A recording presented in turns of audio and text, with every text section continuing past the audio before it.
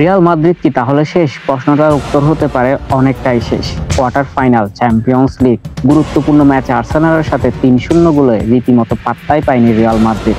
৩-০ গোলে হারে তাই অনেকটা এই টুর্নামেন্ট থেকে বিদায় নিতে যাচ্ছে তা নিশ্চিত হয়ে গেছে।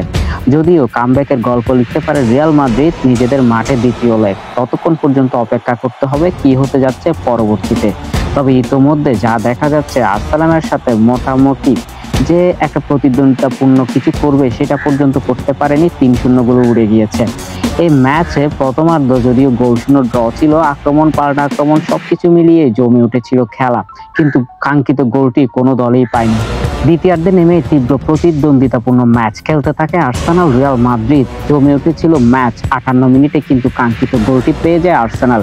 ডি রাইস ফ্রি কিক পেলে সেই ফ্রি কিক থেকে অসাধারণ দৃষ্টিনন্দন গোল করে দলকে এগিয়ে নেয় ডি রাইস।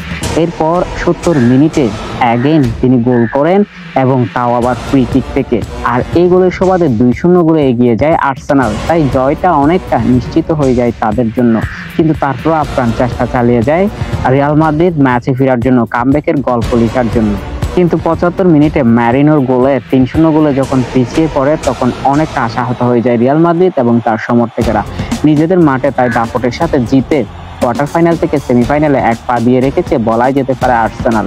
এখন দ্বিতীয় লেগে কামব্যাকের সেই পুরনো যে গল্প লিখা সে লিখতে পারে কিনা রিয়াল মাদ্রিদ, সেটাই এখন দেখার বিষয়।